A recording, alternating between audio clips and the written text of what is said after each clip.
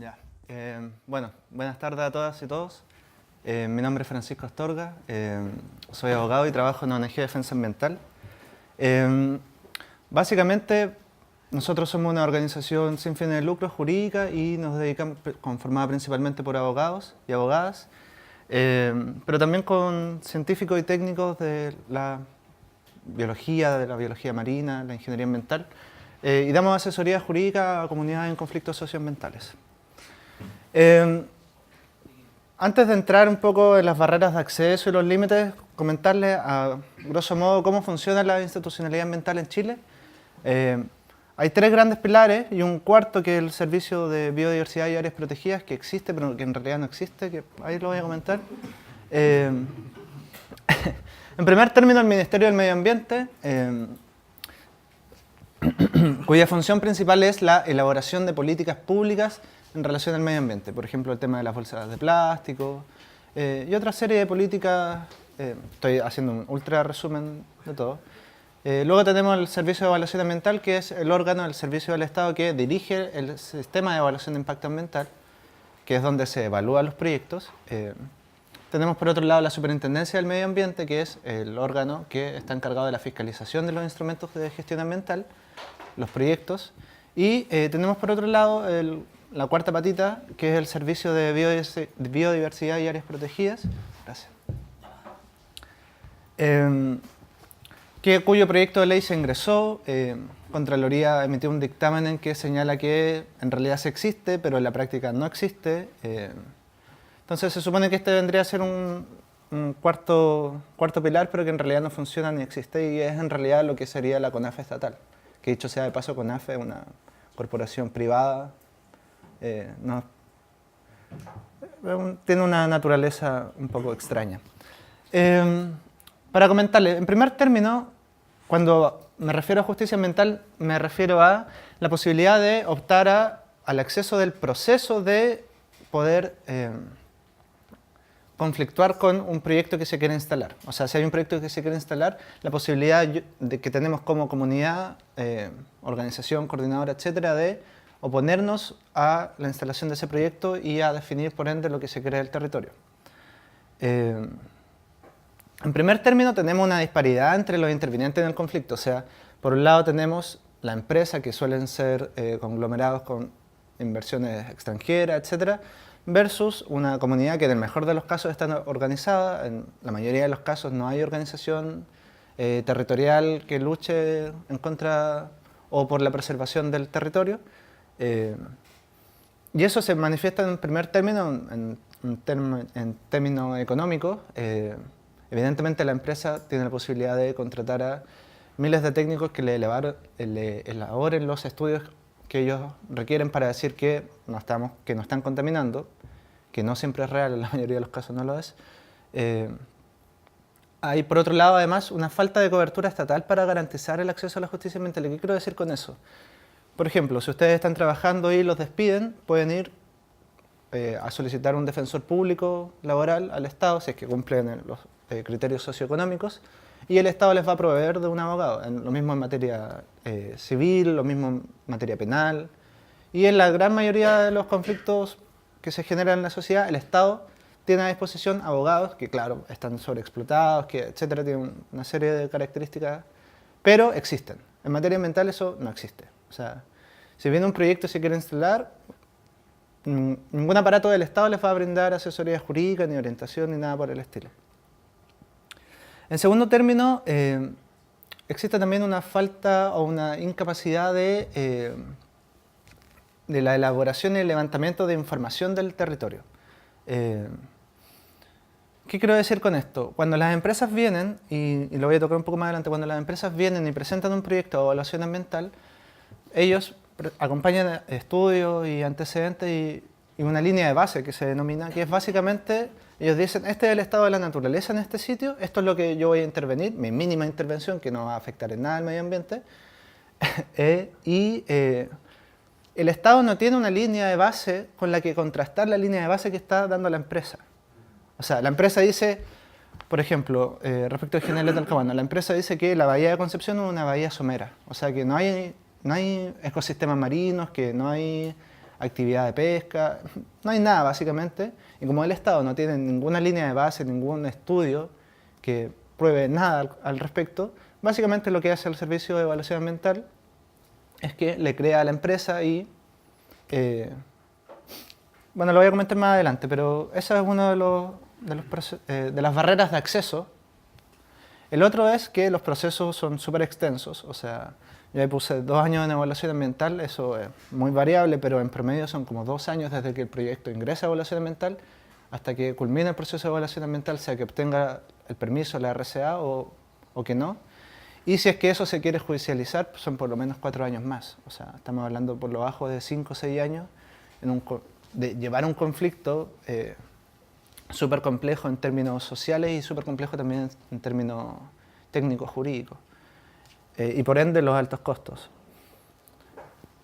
Pasando un poco a los límites, entendiendo que en el mejor de los casos se logró superar la barrera y se logra participar del proceso de evaluación ambiental o se logra intervenir en la judicialización de los procesos, tenemos el primer límite, que es que la participación ciudadana y la consulta indígena no son vinculantes, o sea, son meramente consultivas. Y dicho sea de paso, para entrar al sistema de evaluación de impacto ambiental existen 2 vías principales, el estudio de impacto ambiental y la declaración de impacto ambiental. La diferencia básica es que el estudio de impacto ambiental tiene un estándar más alto para las empresas y trae también aparejada una etapa de participación ciudadana obligatoria, que no trae la declaración de impacto ambiental. O sea, la declaración de impacto ambiental es básicamente un papel, a veces de una plana, en que la empresa dice, lo voy a hacer bien, me comprometo a hacerlo bien, y la firma del representante legal. O sea, no es más que eso. El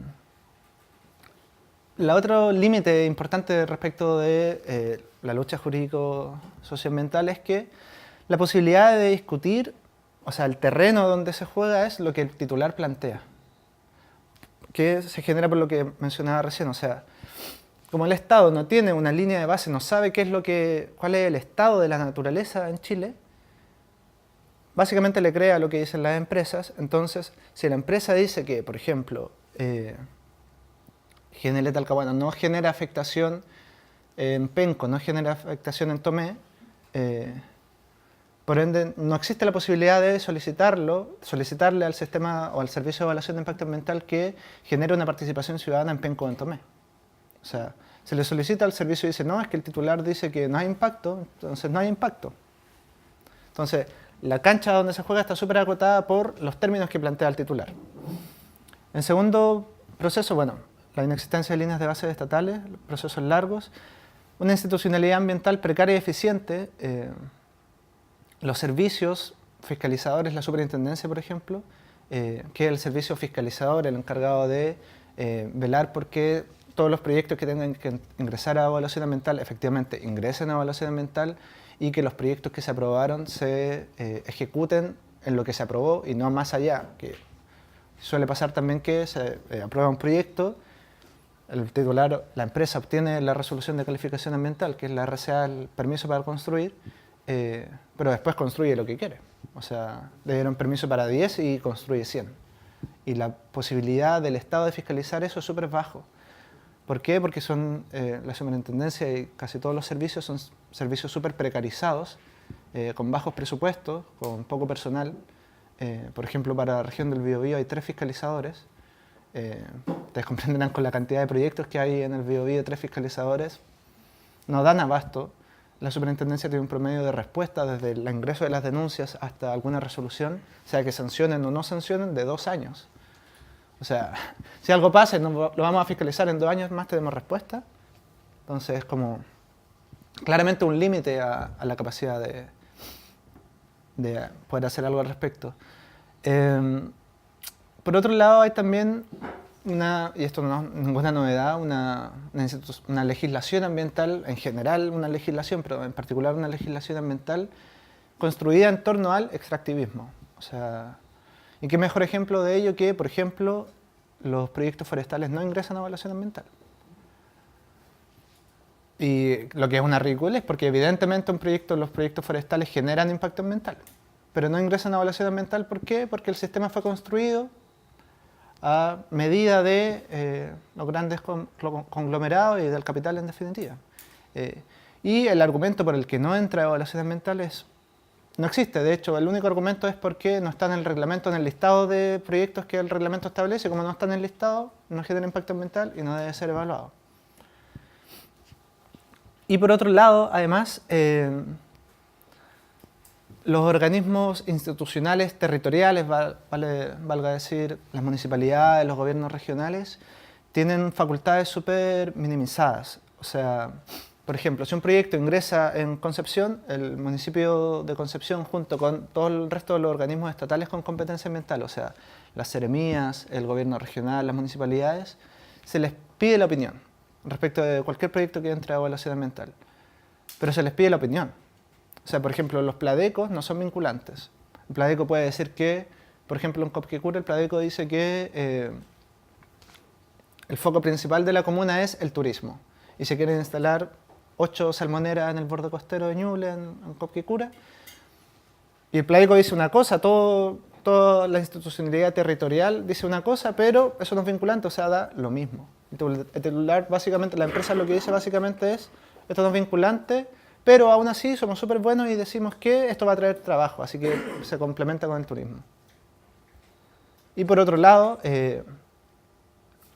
tanto los municipios como los gobiernos regionales carecen del presupuesto y de las competencias técnicas para poder realizar observaciones que efectivamente sirvan para minimizar los impactos o de frentón detener los proyectos, por falta de capacidad humana, por falta de competencias, etc. O sea, la mayoría de los municipios y la mayoría de los gobiernos regionales funcionan lamentablemente de manera precaria y por ende, no sé si alguien ha tenido la posibilidad de ver algún estudio de impacto ambiental. Los estudios de impacto ambiental, los grandes, digamos, son 1000 páginas, 1700 páginas. Entonces, que eso le llegue a una municipalidad, lo tenga que leer completo, entenderlo, porque en general son cosas súper técnicas, científicas, de distintas áreas del conocimiento, entenderlo y poder hacer observaciones que efectivamente sirvan para poder mejorar o minimizar los efectos del proyecto o de frentón detenerlo es súper baja. Por otro término, tenemos también las amenazas, y eso quiero tocar brevemente el tema de la reforma al CIA impulsada por el gobierno de Piñera, que entró hace poquito al Parlamento a discusión. Y para tomarlo un poco con el último punto que estaba tocando, si actualmente la institucionalidad territorial tiene poco peso, si la reforma como está propuesta se concreta, no van a tener ninguno. O sea, en este momento, por ejemplo, si un proyecto entra a evaluación ambiental, quien vota el proyecto es la Comisión Evaluadora Regional, que es dirigida por el intendente respectivo y por los seremis respectivos. Si esto se aprueba, se van a crear macrozonas, 3 macrozonas, en Antofagasta, Santiago y Valdivia, que sería la nuestra. Valdivia iría desde Ñuble hasta la Antártica, pequeño territorio. Y estos proyectos, por ende, se votarían en estas comisiones macrozonales. O sea, si ahora ya hay poca capacidad de incidir en lo que se vota, si esto se traslada a una comisión macrozonal que está en Valdivia y de los 5 integrantes de la comisión macrozonal, 3 dependen de la discreción del presidente de la República, está evidentemente, por un lado está claro para dónde van a votar y por otro lado está claro también que saca del territorio la posibilidad de decidir sobre el territorio. O sea, si ahora ya eso ya está fuera, llevarlo a una comisión macrozonal que en nuestro caso va desde Ñuble hasta la Antártica, evidentemente un despropósito. Y el otro tema importante respecto del tema de la reforma del CIA, para que se tenga presente, es el tema de la participación ciudadana anticipada. Comentaba antes que los estudios de impacto ambiental tienen una etapa de participación ciudadana. La participación ciudadana no es vinculante, o sea, ustedes pueden generar observaciones al proyecto, decir, este proyecto tiene tal pifia o yo no quiero que este proyecto se instale porque el destino de la comuna es otro, etc. Eso tiene un plazo, actualmente los estudios de impacto ambiental, de 60 días hábiles administrativos, o sea, de lunes a viernes. Este proyecto de reforma al CDA quiere bajar eso de 60 a 30 días y además generar la participación ciudadana anticipada. ¿Qué significa la participación ciudadana anticipada? De aquí hago un pequeño paréntesis. Este proyecto de reforma al CIA, lo impulsa Piñera, por supuesto, pero esto se lo entrega Consejo Valor Minero. Consejo Valor Minero es una asociación gremial de mineras que básicamente quieren, o sea, si esto ya está a su favor, quieren reformar aún más el sistema para que esté aún más a su favor. Consejo Valor Minero le entrega esta propuesta, Piñera la toma, la recoge y la ingresa como proyecto de ley. Es un pequeño paréntesis. Entonces, si actualmente la etapa de participación ciudadana son 60 días, esto lo quiere recortar a 30 días y, dicen ellos como a modo de compensación, se pone la participación ciudadana anticipada. ¿Qué pasa con la participación ciudadana anticipada? En primer término, la participación ciudadana anticipada es anticipada, o sea, es antes de la evaluación ambiental. Vale decir, todo lo que se negocie, porque eso es en definitiva la participación ciudadana anticipada, es una prenegociación con la comunidad por parte de la empresa. Todo lo que se negocie en la participación ciudadana anticipada no tiene valor dentro de la evaluación ambiental. ¿Qué quiere decir eso? Que si eventualmente eso se quiere judicializar, se quiere litigar ante el Tribunal Ambiental, toda la discusión que se genere en la participación ciudadana anticipada no tiene ningún peso. O sea, todos los compromisos que la empresa haya adquirido, todo lo que haya dicho que iba a hacer, eso no vale nada. Porque no está dentro de la evaluación ambiental.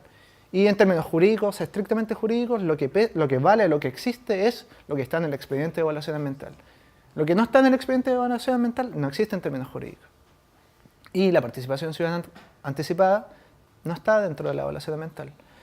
Luego, en lo que se transforma y lo que es, porque la participación ciudadana anticipada no se vive acá en el sur, centro-sur, pero sí en el norte. Esto es algo que las mineras vienen haciendo hace muchos años, que es, ellos le llaman participación ciudadana anticipada, pero es la negociación previa con las comunidades y es básicamente cuántas canchas construimos, cuántos centros, juntas de vecinos o cuánta plata le ponemos al dirigente o dirigente respectivo.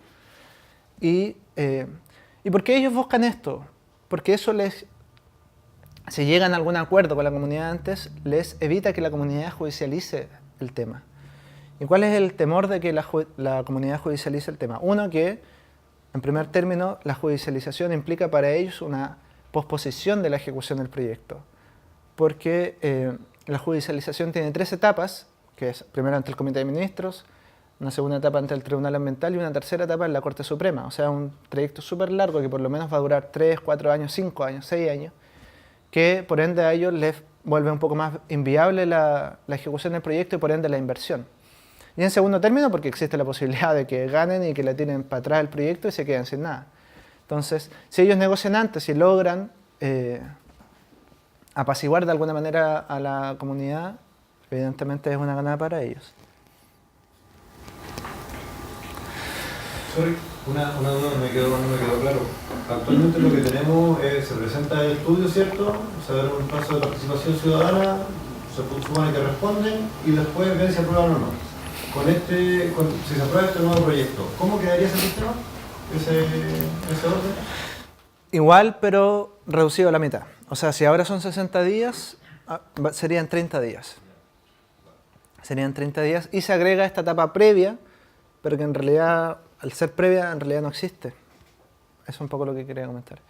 Y un poco para profundizar respecto a tu pregunta, y para que lo sepan también, los proyectos ingresan por declaración de impacto ambiental o por estudio. El estudio es mucho más alto el estándar para la empresa y trae una participación ciudadana, la declaración no. Ingresa a este estudio, se realiza el examen de admisibilidad y el Servicio de Evaluación Ambiental rebota, digamos, este estudio a los organismos estatales con competencia ambiental. Los organismos estatales con competencia ambiental, dentro de ellos la MUNI, los gobiernos regionales, las seremías, etc., analizan esto, realizan sus observaciones, todas esas observaciones se juntan, se condensan en un informe consolidado que se llama IXARA, que es básicamente el informe consolidado de las pifias del proyecto, de las pifias que los organismos estatales encontraron. Esas pifias se le entregan a la empresa las responde a través de una adenda y ese pimponeo puede estar varios años, pueden llegar incluso a 3 IXARA. Y luego de eso se vota y si es que la votación es favorable para la empresa, obtienen la RCA. Luego de esa RCA, de la resolución de calificación ambiental, es donde la comunidad tiene la posibilidad de judicializar el tema, o sea, de oponerse en términos jurídicos a la RCA y al proyecto. ¿Cuál es otro límite y otra barrera de acceso es que para interponer las acciones respecto de esa RCA, que son 2 acciones principales, existe un plazo de 30 días. Y 30 días para oponerse a una resolución que por lo general son 1500 páginas, 1700 páginas, es una locura. O sea, la posibilidad de abarcar a cabalidad todos los ámbitos de un proyecto, de proyectos grandes me refiero, es una locura en 30 días, es muy complejo. Versus la empresa que durante el periodo de evaluación tiene años para responder. Por ejemplo, una empresa, el plazo para responder una empresa del Exara, del informe sobre las pifias, digamos, es de 30 días, pero la empresa siempre pide suspensión y le dan suspensiones de un año y medio, mientras que las municipalidades tienen 15 días para responder y cualquier persona que se quiera oponer al proyecto tiene 30 días para oponerse al proyecto. Entonces, estamos hablando de una disparidad entre las empresas y los beneficios, digamos, que tienen para operar dentro del sistema de evaluación de impacto ambiental versus la comunidad o las instituciones demencial.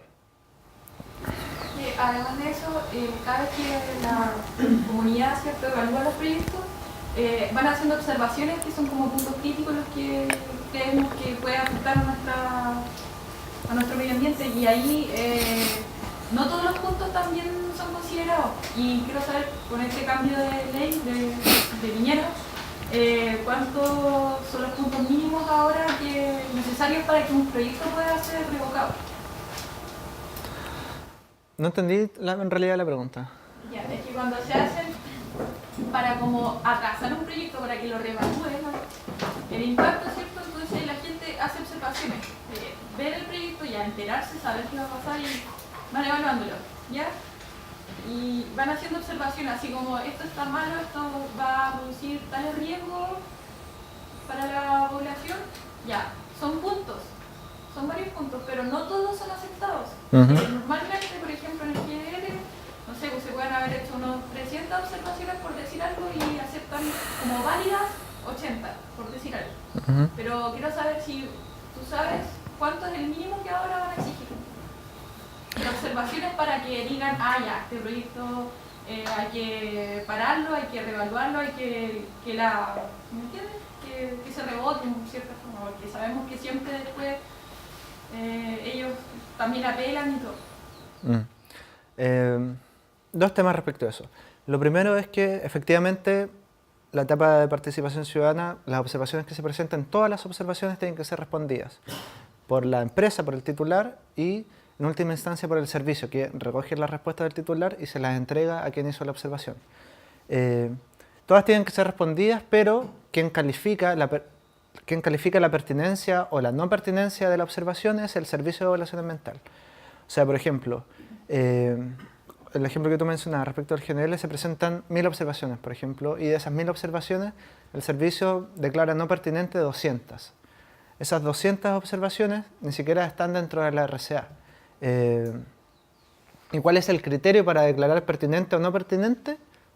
Ni siquiera es un criterio legal, es un criterio administrativo de el servicio de evaluación ambiental respectivo, regional respectivo. O sea, incluso pasa por los criterios de los funcionarios que están evaluando y dicen, no, esta observación no es pertinente o sí, esta observación es pertinente. Ahora, respecto a eso, ¿se puede reclamar? Sí, efectivamente se puede reclamar, pero siendo tan acotados los plazos, la posibilidad de revisar todas las observaciones que no son pertinentes y estudiar si es que efectivamente eran pertinentes o no, se complejiza. Eso por un lado. Y por otro lado, ¿qué proyectos entran porque en teoría todos los proyectos que generan impacto ambiental entran a evaluación ambiental, pero eso no es tan cierto. ¿Cuáles son los proyectos que efectivamente entran a evaluación ambiental? Los que el reglamento del sistema de evaluación de impacto ambiental dice que entran. Y ese reglamento no incluye, por ejemplo, a las forestales, no incluye, por ejemplo, a las que extraen áridos. Y este proyecto de reforma del CIA va a venir también con una modificación del reglamento respecto del sistema de evaluación de impacto ambiental y por ende van a sacar a muchos proyectos que ahora sí entran a evaluación ambiental, van a dejar de entrar a evaluación ambiental.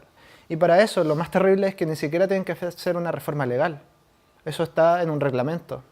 Ese reglamento del Ministerio del Medio Ambiente se modifica con otro reglamento del Ministerio del Medio Ambiente. O sea, basta solamente que generen el reglamento, la ministra del Medio Ambiente firma el reglamento y el estándar de los proyectos que entran o no entran a evaluación ambiental se modifica. O sea, ni siquiera necesitan una ley para modificar eso. Eso. Y ya cerrando, si bien es cierto, el panorama es súper desigual, a veces un poco desalentador, yo creo, y aquí en particular en la zona pencopolitana, yo creo que se ve también el ejemplo de que sí existe la posibilidad de oponerse a los proyectos, sí existe la posibilidad de generar articulación. Yo creo que esa es la primera posibilidad que se genera con los conflictos socioambientales, que generan en primer término la preocupación, pero generan también la posibilidad de la articulación territorial. Territorial que se plasma, por ejemplo, en las coordinadoras existentes, la Chorera, la de Coronel, la Pencolirquén, la Tomecina, etc. Y que por ende se genera una contrarrespuesta desde del pueblo, de la ciudadanía. En segundo término, otra posibilidad que entrega la lucha jurídica, propiamente tal, es el manejo de los tiempos de los conflictos. Pasa mucho que en aquellos territorios donde no existe una comunidad organizada, una comunidad con conocimientos al respecto, los proyectos van y se instalan, no le avisan a nadie, nadie se entera y la gente se entera ya cuando pasó 5 años y el proyecto ya está funcionando y no hay nada que hacer porque los plazos para las acciones prescribieron, etc. Plantearse desde un principio o en un momento acorde permite manejar los tiempos jurídicos, o sea, permite saber en primer término cómo va a ser el proceso jurídico y permite ir, por ende, planificando en torno a esos procesos y ir quemando o ir estableciendo ciertas acciones que permitan, desde el movimiento social, manipular los tiempos de la evaluación ambiental y los tiempos de la judicialización de los proyectos. Y lo que deriva, por ende, en una posposición, a lo menos, o en el mejor de los casos, una detención de la instalación de los proyectos. Una de las vías principales y que más sirve en este tipo de casos, y lo mencionaban, es el tema de la posposición de los proyectos. La mayoría de los proyectos grandes son proyectos de inversiones de gente que ni siquiera vive en este continente. O sea, por ejemplo, GNL Pencolirquén son inversionistas franceses y estadounidenses. GNL Talcahuano son inversionistas de la India y estadounidenses. O sea, no les importa, ni siquiera saben dónde está Concepción, les da lo mismo. Ellos están jugando un gran casino mundial, ponen plata aquí, sacan utilidades, las rentas. Si eso se les alarga durante mucho tiempo y se les vuelve inviable la inversión, evidentemente van a apostar a invertir los dineros en otro lado. Entonces, por ahí hay un arma también, pero también tiene su contraparte en el sentido de que, como el sistema está diseñado para ellos, un proyecto puede entrar a evaluación ambiental, puede ser rechazado después de 6 años, pero el proyecto puede reingresar 2 veces, 3 veces, 1000 veces al sistema de evaluación ambiental hasta que obtenga el permiso. Entonces también participar del proyecto, litigar contra el proyecto, claro, sirve porque se detiene el proyecto, porque se pospone, pero también lamentablemente se genera una mejoración del proyecto, o sea, un perfeccionamiento. O sea, durante la etapa de participación ciudadana se le realizan muchas observaciones, muchas de ellas muy técnicas, muy buenas, y el proyecto las toma, mejora el proyecto y sigue adelante igual. O sea, igual tiene un arma de doble filo. Y yo creo que la principal, ya para cerrar, yo creo que la principal posibilidad que abre no solo la lucha jurídica, sino también la lucha social, principalmente la lucha social, es la proyección. O sea, pasar de la reacción, pasar de la reactividad de, oh, se quiere instalar esto acá, yo no quiero que esto se instale acá, a definir, colectivamente qué es lo que se quiere para el territorio, que es el paso, y definir, por ende, la estrategia en términos estratégicos y también en términos tácticos, el camino a seguir. Así que eso, muchas gracias.